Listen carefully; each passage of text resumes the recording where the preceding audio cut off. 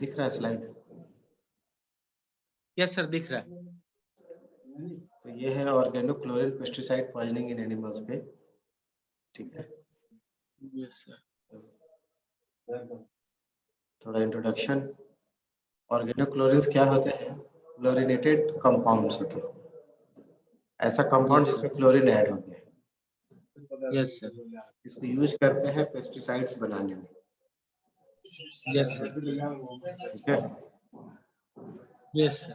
और ये पेस्टिसाइड्स ऐसे हैं जो एनवायरनमेंट में परसिस्ट हो जाते हैं, यानी कि बायोडिग्रेडेबल नहीं है, यस सर। डिग्रेडेबल नहीं है, ये एज ए पॉल्यूटेंट्स परसिस्ट कर जाते हैं एनवायरनमेंट में। यस हाईली टॉक्सिक है और स्लोली ये एक्यूमुलेट होते हैं, इसीलिए एक्यूमुलेशन इसका प्रॉपर्टी है। क्योंकि हाईली टॉक्सिक है इसलिए बहुत सारे कंट्री ने बैन कर दिया, यस सर। ऑर्गेनोक्लोरिन्स को बैन कर दिया गया बहुत सारे कंट्रीज में। Yes sir. अभी भी आप देखो कि इसके केसेस ऑलमोस्ट नहीं मिलते हैं एनिमल्स में या ह्यूमंस में, बहुत रेयर केसेस मिलते हैं।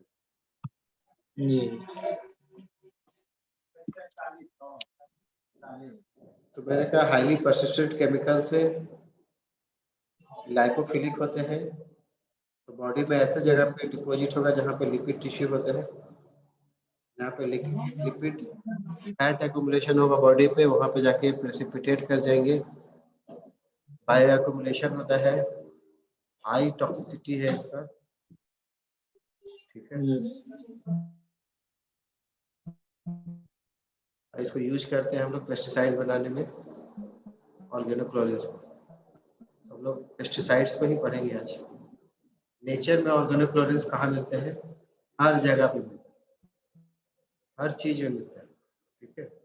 जैसे अल्कलॉइड्स हो, एमिनो एसिड्स हो, स्टेरॉइड्स हो, फैटी एसिड्स हो, हर चीज में पाया जाता है। और जब जंगलों में जब आग लगता है ना, यस सर, तब भी ऑर्गेनोक्लोरिन्स का फॉर्मेशन हो जाता है।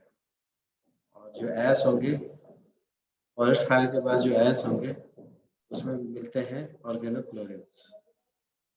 तो नेचर में प्रोड्यूस होते रहते हैं, नेचर में बहुत तरह से पाया जाता है, हम लोग उसको यूज कर लेते हैं फॉर पेस्टिसाइड फॉर्मेशन, ठीक है। ऑर्गेनोक्लोरिन पेस्टिसाइड्स जो है इसको दो ग्रुप में बांट के हम लोग पढ़ते हैं, एक है डीडीटी टाइप, एक डीडीटी टाइप वाले हैं, और एक है एलिसाइक्लिक टाइप वाले। दो ग्रुप बांटे on the basis of mechanism of action, कैसे बॉडी पे एक्ट करता है उस हिसाब से दो ग्रुप हो गए, एक डीडीटी वाला ग्रुप हो गया, एक एलिसाइक्लिक ग्रुप हो गया। डीडीटी ग्रुप कैसे वर्क करता है? Works on the peripheral nervous system, PNS, peripheral nervous system पे, ठीक है। और उसमें करता क्या है, जो सोडियम पोटेशियम का जो मूवमेंट है, जो एक्टिवेशन ऑफ न्यूरॉन्स के लिए जरूरी है, एक्सॉन्स के लिए जरूरी है सोडियम चैनल का, they prevent gate closure after activation. यानी एक बार एक्टिवेट हो जाता है तो डीपोलराइजेशन नहीं हो पाता, पोलराइजेशन में चला जाएगा, डीपोलराइजेशन नहीं हो पाता। इसकी वजह से हाइपर एक्साइटेबिलिटी देखने को मिलता है, हाइपर एक्साइटेबिलिटी, सीजर आना, कन्वर्सन्स आना, फिट्स आना, क्योंकि ये एक्टिवेटेड रह जाते हैं, डिपोलराइजेशन नहीं हो पाता due to closure of the sodium channel. जो दूसरा ग्रुप है उसमें है क्लोरिनेटेड साइक्लोडाइन्स, जैसे कि एल्ड्रीन, डायल्ड्रीन, एंड्रीन, हेप्टाक्लोर, क्लोरोडेन, एंडोसल्फान। ये पीएनएस पे काम नहीं करते, ये सीएनएस पे काम करते हैं, central nervous system. DDT work करता है पेरिफेरल नर्वस सिस्टम पे, जो एल्ड्रीन है, एंड्रीन है, ये सब सेंट्रल नर्वस सिस्टम पे वर्क करता है। हेलो, और इसका रोल सोडियम चैनल से रिलेटेड नहीं, इसका रोल है bind at the GABA site. GABA जो गामा एमिनोब्यूटारिक एसिड है वहाँ पे ये बाइंड करते हैं and inhibits chloride flow into the nerve. जो डीडीटी ग्रुप वाला है वो सोडियम चैनल को ब्लॉक करता है और जो क्लोरेटेड साइक्लोडाइंस है वो क्लोराइड फ्लो को नर्व में बंद करता है, inhibits chloride flow into the nerve. ये दो मेन ग्रुप है, एक सेंट्रल नर्वस सिस्टम पे, एक पेरिफेरल नर्वस सिस्टम पे, एक सोडियम चैनल पे, एक क्लोराइड चैनल पे एक्ट करता है। इसके अलावा कुछ और है जो बहुत ज़्यादा इंपॉर्टेंट नहीं है, जैसे कि डाइकोफॉल, मायरेक्स, कीफॉल, इसको हम डिटेल नहीं करेंगे। और ऑन एवरेज जो पेस्टिसाइड्स यूज हो रहे हैं, ऑर्गेनोक्लोरिन्स कंपाउंड यूज हो रहे हैं, उसमें DDT, dicofol, aldrin, dieldrin, chlorobenzilate, lindane, DHC, methoxychloro, aldrin, chlordane, heptachlor, endosulfan, isodrin, isobenzan, toxaphene और क्लोरोपाइलेट। ये कुछ ऐसे इंपॉर्टेंट नाम हैं जो ऑर्गेनोक्लोरिन्स यूज हो रहे हैं। कुछ तो बहुत कॉमन ही है, जैसे डीडीटी वगैरह नाम सुने ही है, DHC भी सुने हो, ठीक है। एल्ड्रिन, डाइएल्ड्रिन, ये सब पेस्टिसाइड्स है। एल्ड्रिन हो, एल्ड्रिन हो, डाइएल्ड्रिन हो, बहुत कॉमन यूज है इसका हाउस होल्ड्स में, इंसान भी बहुत यूज करते हैं इसको। Yes sir. तो क्या है, ये क्लोरेटेड हाइड्रोकार्बन है। तो ये जैसा हाइड्रोकार्बन हो गया उसमें क्लोरीन का अटैचमेंट है। तो कुछ इंपॉर्टेंट ऑर्गेनोक्लोरिन्स की एक केमिकल स्ट्रक्चर है, जैसे डीडीटी। तो डाइसाइक्लिक है, दो साइक्लिक कंपाउंड है, क्लोरीन जुड़े हुए हैं, 5 क्लोरीन है, क्लोरीन यहाँ पे। जैसे लिंडेन है, ये सिंगल हेक्सागोनल है, इसमें 6 क्लोरीन जुड़े हुए हैं। इंडोसल्फान है, क्लोरडेन है, डाइएल्ड्रिन है, एल्ड्रिन है। इस स्ट्रक्चर को देख लीजिए। अब रिगार्डिंग टॉक्सिसिटी, तो जो बहुत इंपॉर्टेंट है डीडीटी। डीडीटी का फुल फॉर्म है dichloro diphenyl diphenyl trichloroethane, trichloroethane, इसी को हम बोलते हैं DDT. Dichloro diphenyl trichloroethane, C14H9Cl5। Yes sir. ये स्ट्रक्चर है फुल फॉर्म है डीडीटी का। और डीडीटी को यूज करते हैं एज एक्यारिसाइड या इंसेक्टिसाइड। एक्यारिसाइड्स क्या होता है? टिक्स माइट्स को मारने के लिए, है ना। एक्यारिसाइड्स होते हैं टिक्स माइट्स को मारने के लिए, और इंसेक्टिसाइड की तरह यूज करते हैं। इसका बायो अकोमोडेशन बहुत है, हाफ लाइफ 2 से 15 साल है। ये नेचर में परसिस्ट कर जाता है, बायो अकोमोडेट हो जाता है, डेंजर का उसका। नेक्स्ट है डीडीटी। डीडीटी डाइक्लोरो बाइस, इसका मतलब हुआ क्लोरोफिनाइल। डीडीटी का पूरा नाम है डाइक्लोरो इस क्लोरोफिनाइल। इसको यूज करते हैं as insecticide. As insecticide use होता है, ये भी हाईली परसिस्टेंट। नेक्स्ट एंड्रिन, इसको यूज करते हैं एज एविसाइड एंड इंसेक्टिसाइड। इसको डिटेल में देख लेना कि इसका LD50 कितना है।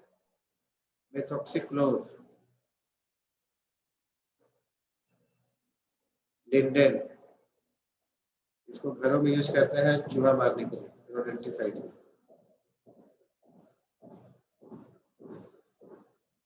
एल्ड्रिन, ये भी घर में यूज होता है इंसेक्टिसाइड के लिए। तो जो मोड ऑफ एक्शन है मैंने बताया, अदर देन डीडीटी ग्रुप वाले जितने हैं वो सेंट्रल नर्वस सिस्टम पे एक्ट करते हैं। Regarding mode of action, other than DDT ज्यादातर कहाँ यूज काम करते हैं? सेंट्रल नर्वस सिस्टम पे। गाबा एंटागोनिस्ट होते हैं। गाबा एंटागोनिस्ट होते हैं, जैसे कि साइक्लोडायल्स, ये गाबा एंटागोनिस्ट है।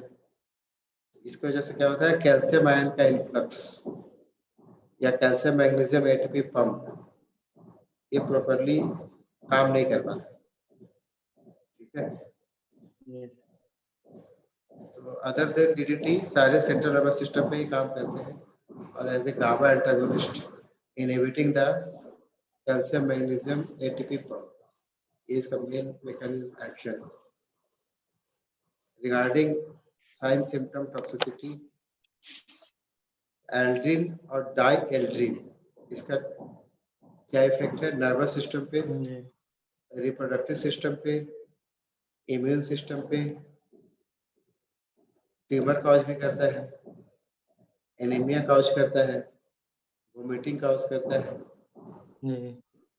कन्वल्सन्स कॉज करते हैं, सलाइवेशंस बहुत होगा, लॉस ऑफ बॉडी वेट होगा एंड डेथ भी हो सकता है। ठीक है, इसमें ह्यूमन का भी है और एनिमल्स का भी है।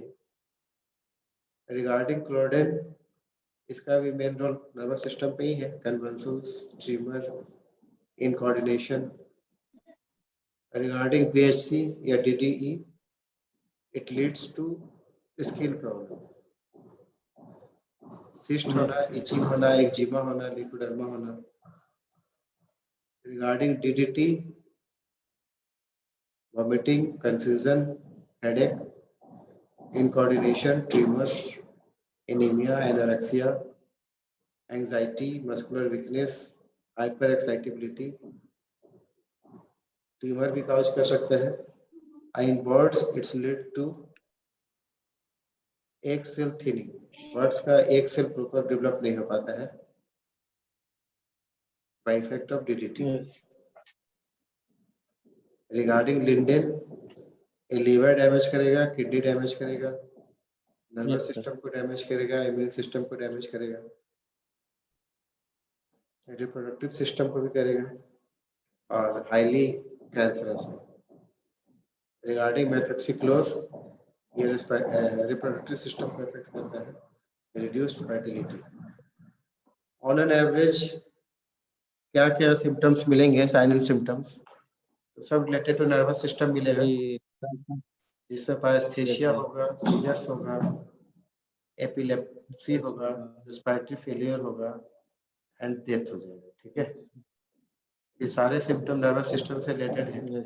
जो सिंड्रोम दिखेंगे उसमें नौजिया है, वोमिटिंग है, डिजीनेस है, ट्रीमर्स है।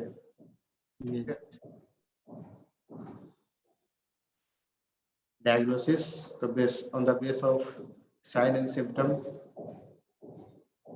ठीक है, लेकिन डिफरेंशियल डायग्नोसिस करना होगा फ्रॉम ऐसे इन्फेक्शन जो ब्रेन में होते हैं, बैक्टीरियल, वायरल या कुछ ऐसी चीजें जैसे थियोफाइलिन हो गया, एम्फेटामिन हो गया, कोकेन हो गया, इसके भी सिम्टम आते हैं ऑर्गेनोक्लोरिन जैसे ही, तो उसे डिफरेंशियल डायग्नोसिस करना होगा।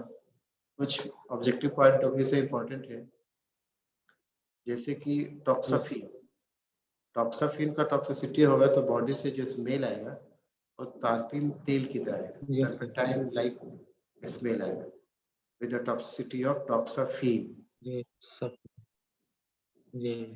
और जब इंडोसल्फान से होगा तो जो स्मेल आएगा वो सड़े हुए अंडे की तरह आएगा, smell of rotten eggs due to its high sulphur content. तो ऑब्जेक्टिव के लिए इंपॉर्टेंट है। तो स्मेल हो गया, साइन सिम्टम्स हो गया, प्लस रेडियोग्राफी हो गया। रेडियोग्राफी से भी पता चलता है, क्योंकि जो ऑर्गेनोक्लोरिन्स होते हैं वो रेडियो ओपेक होते हैं, रेडियो ओपेक होने की वजह से रेडियोग्राफी में दिख जाता है। और सैंपल कलेक्शन करना होगा, आपको सीरम लेना होगा, यूरिन लेना होगा, टिश्यू लेना होगा, by help of gas chromatography final diagnosis होगा यूजिंग गैस क्रोमेटोग्राफी। ठीक है, लिंडेन के केस में, लिंडेन के केस में सीरम लेवल जब 0.02 से 0.2 तक हो जाए तो समझ लीजिए कि टॉक्सिक लेवल में पहुंच गया। और ये नोन फैक्ट है कि इस तरह की टेस्टिंग फैसिलिटी हम लोग पास नहीं है, अच्छे लैब्स में नहीं है। Yes sir. तो अगर आप कहीं भेजते भी है तो प्लान करेगा टेस्टिंग में, तो उसमें दिनों लग जाता है, सप्ताह लग सकता है। इसलिए यस सर। मतलब ट्रीटमेंट पॉइंट ऑफ व्यू से on the basis of clinical science and symptoms आपको मैनेजमेंट शुरू कर देना चाहिए, लैबोरेटरी डायग्नोसिस का वेट नहीं करना चाहिए। रिगार्डिंग ट्रीटमेंट स्पेसिफिक एंटीडोट नहीं है कि एक चीज दिए ठीक हो गया, वैसा कोई एंटीडोट नहीं, जी। ठीक है। यस। सिम्टम वाइज उसका ट्रीटमेंट करना होगा। और इन जनरल जो टॉक्सिन्स के लिए होते हैं, जैसे एक्टिवेटेड चारकोल देते हो आप, गैस्ट्रिक लवास कराते हैं आप, वो कराना है। Yes sir. प्लस इसका जो रिस्पायरेटरी सिस्टम है उसको आर्टिफिशियली मेंटेन करके रखना है, सांस लेता रहे, उसको यस सर। करीब से देखना है, जानना है। कुछ जो टेक्निकल ट्रीटमेंट है उसमें लाइपोफिलिक कंपाउंड को यूज कर सकते हो, क्योंकि ऑर्गेनोक्लोरिन्स लाइपोफिलिक होते हैं। तो अगर आपके पेट में यस इंटेस्टाइन सर। में कोई लाइपोफिलिक कंपाउंड चला जाए तो ऑर्गेनोक्लोरिन उसी से कंबाइन कर जाएगा और फीकल मटेरियल से बाहर निकल जाएगा, ब्लड में नहीं जाएगा। तो आप उसको ओरल रूट से दे सकते हैं लाइपोफिलिक कंपाउंड या रेजिन्स, जैसे कि स्टाइरेमिन या ओलेस्ट्रा, ये दो इंपॉर्टेंट नाम है जो कि लाइपोफिलिक कंपाउंड से ऑर्गेनोक्लोरिन्स को बाइंड कर लेते हैं अपने साथ। इस तरह से यूज कर सकते हैं। और सिम्टम वाइज जैसे सीजर्स आ रहे हैं, कन्वर्सन्स आ रहे हैं, तो एंटी कन्वर्सन ड्रग्स जैसे इंसानों में यूज होता है, बेंजोडाइजेपिन, बार्बिचुरेट्स, ये सब यूज कर सकते हैं, यस। है ना। और beta adrenergic blocking agents plus magnesium. Beta adrenergic blocking agents कौन कौन से हो सकते हैं उसको देख लीजिएगा, और मैग्नीशियम भी हेल्पफुल है। Yes sir. ठीक है, यस। तो यही है, बहुत इम्पोर्टेंट ये नहीं है टॉपिक, थोड़ा बहुत इंट्रोड्यूस हो गया। क्लोरीन होता है, उसके पेस्टिसाइड्स खतरनाक होते हैं, उसके कुछ एग्जांपल्स आप जान गए, जैसे डीडीटी, एल्ड्रिन, एल्ड्रिन, डायल्ड्रिन, ये सब नाम से इंट्रोड्यूस हो गए। ये भी जान गए कोई स्पेसिफिक ट्रीटमेंट नहीं है, कोई स्पेसिफिक डायग्नोसिस भी नहीं है। Yes sir. इम्पोर्टेंस कहाँ है, दो तीन ऑब्जेक्टिव पॉइंट ऑफ व्यू से इम्पोर्टेंट है। जैसे मैंने बताया टोक्साफिन में टर्पेंटाइन यस। एंडोसल्फान में रोटेनेग स्मेल, प्लस के आपसे पूछ ही ले कि what is the chemical nature of DDT, तो सब इसमें याद कर लीजिएगा यस। डीडीटी क्या है, ऑर्गेनोक्लोरीन यस सर। है, और उसका ये केमिकल फार्मूला है ना, डाइक्लोरो डाइफिनाइल ट्राइक्लोरोइथेन, फुल फॉर्म ही पूछ लिया, केमिकल फार्मूला पूछ लिया। ये छोटे छोटे क्वेश्चन आ यस सर। यस। इस लिहाज से इसको देख लो। Yes sir. और मैं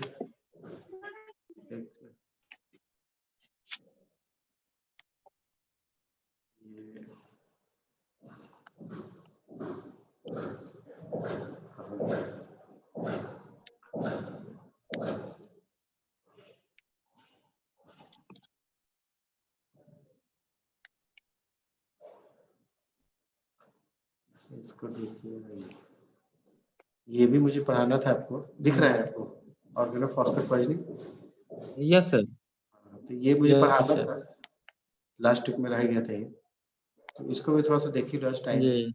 अभी आपने देखा ऑर्गेनोक्लोरीन, ये है ऑर्गेनोफॉस्फेट, ठीक है, यस। ऑर्गेनोफॉस्फोरस कंपाउंड्स बहुत जगह पे यूज होता है, तो सिंपल इसको देख लीजिए। इसको तीन ग्रुप में बांट करके पढ़ते हैं, हाईली टॉक्सिक, एक इंटरमीडिएटली टॉक्सिक, एक लो टॉक्सिसिटी। हाईली टॉक्सिक ऑर्गेनोफॉस्फेट्स हैं, जैसे कि टेट्राइथाइल पैराफॉस्फेट, पैराथियोन, ये भी इंसेक्टिसाइड की तरह यूज होता है। इंटरमीडिएट टॉक्सिक में आता है क्लोरपायरिफॉस, कॉमोफोस, ये भी इंसेक्टिसाइड की तरह यूज होता है। और लो टॉक्सिसिटी वाला जैसे कि मेलाथायोन, डाइक्लोरोफॉस, इसको हम लोग स्प्रे की तरह यूज करते हैं मारने के लिए, इंसेक्ट्स को मारने के लिए। घरों में जितने भी वो सब होता है ना, काला हिट और क्या क्या आता है। Yes sir. हीट सर, काला हीट। Yes sir. तो यही सब रहता है मेलाथायोन, क्योंकि इसकी टॉक्सिसिटी कम होती है। ये बड़ा बड़ा चीज नहीं मारना है, कॉकरोच जैसे चीजों को मारना है, चींटी जैसे, तो लो टॉक्सिसिटी वाला सब हो जाता है। जी। खेत के बड़े बड़े चूहों वगैरह को मारना है आपको, या इंसेक्ट बड़े मारने हैं तो हाईली टॉक्सिसिटी जैसे पैराथायरॉयड यूज करते हैं। कुछ इंपॉर्टेंट नेम है जैसे मेलाथायोन, पैराथायोन, डायजिनोन, डाइक्लोरोफॉस, क्लोरोपाइरीफॉस, इथियोन। ठीक है, ये पूरा लिस्ट है नाम का इंसेक्टिसाइड जो ऑर्गेनोफॉस्फेट नेचर का इंसेक्टिसाइड है। सारे लिस्ट है जो इम्पोर्टेंट है जैसे कि क्लोरोपाइरीफॉस, फार्मोफॉस, डायजिनोन, डाइक्लोरोफॉस, ये सब याद कर लीजिएगा। मतलब जैसे मेलाथायोन सिंपल से पूछ लिया मेलाथायोन किस ग्रुप से बिलोंग करता है तो ऑर्गेनोफॉस्फेट इंसेक्टिसाइड। ठीक है, रोनेल भी बहुत इंपॉर्टेंट है। Yes sir. ये बड़े सारे नाम देख लीजिएगा। रिगार्डिंग रूट ऑफ एब्जॉर्प्शन, ये स्किन से भी जा सकता है, ओरल रूट से भी, इनहेलेशन से भी और इंजेक्टेबल रूट से भी जा सकता है। हाईली लिपिड सॉल्युबल होते हैं, स्किन से एब्जॉर्ब, वो आपका जो ऑर्गेनोक्लोरिन था वो भी स्किन से एब्जॉर्ब हो जाता है, ये भी स्किन से एब्जॉर्ब हो जाता है। अब बहुत तेजी से पूरी बॉडी में सर्कुलेट कर जाता है और लीवर और किडनी में पार्टिकुलरली प्रेसिपिटेट कर जाता है। ये ब्लड ब्रेन बैरियर को भी क्रॉस कर सकता है, इसका मतलब ब्रेन पे एक्ट करेगा। ठीक है, ब्लड ब्रेन बैरियर को क्रॉस कर जाता है, इसका मतलब ये ब्रेन पे एक्ट करेगा और एलिमिनेट होता है बॉडी से through urine, bile and faecal material. कैनियो एक्शन क्या है? Inactivate acetyl choline stream. Acetyl choline क्या है? एक न्यूरोट्रांसमीटर, मैसेज लेके जाता है एक नर्व से दूसरे नर्व और उसके बाद इसको खत्म हो जाना चाहिए। मैसेज देने के बाद इसको डिसऑर्गेनाइज हो जाना चाहिए। कौन करता है? Acetyl choline stream. तो अगर ये एंजाइम को ही डीएक्टिवेट कर देगा तो एसिटाइल कोलिन डीनेचर नहीं, इसका मतलब persistent impulse देता रहेगा नर्व में। ठीक है, acetylcholine is an enzyme that acetylcholine esterase is an enzyme that degrades the acetylcholine into choline and acetic acid। तो अगर इसी को आप इनएक्टिवेट कर दोगे तो acetylcholine टूटेगा नहीं और इसका मतलब ओवर स्टिमुलेशन होता रहेगा, जहाँ पे जो मैसेज लेके गया है वो कंटिन्यूअस बना रहेगा। ठीक है, यस सर, एक्साइटेड नहीं। हाँ, क्लिनिकल फीचर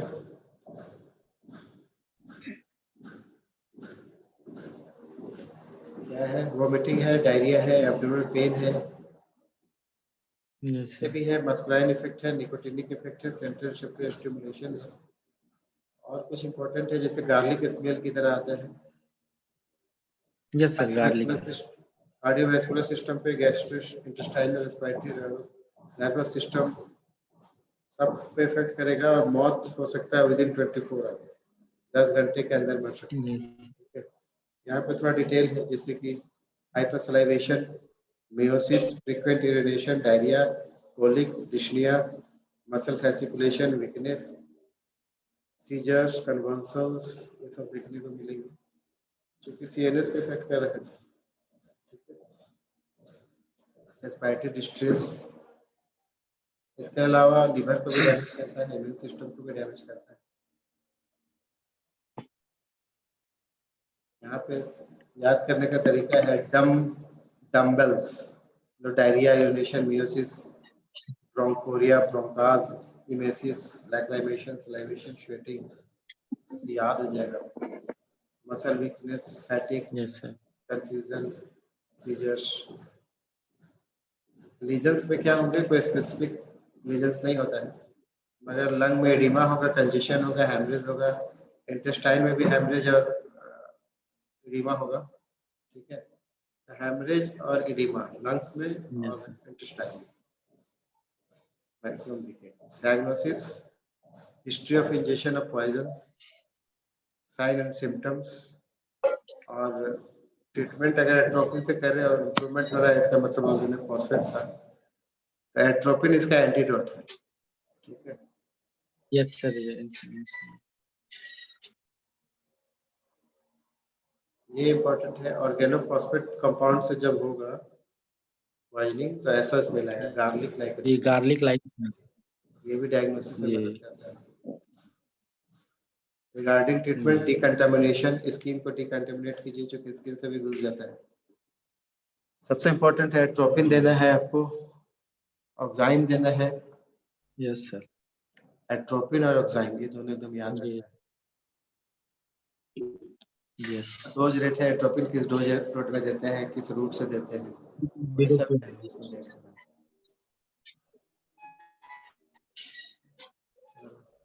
ये था थोड़ा नक्सल, ये दोनों ही लॉन्ग क्वेश्चंस में नहीं आएंगे, आपको छोटे छोटे ऑर्गेनो। ऑर्गेनोफॉस्फेट और ऑर्गेनोफ्लोरीन यस सर। ये दोनों हो गया आपका। ठीक है, चलो ठीक है अभी।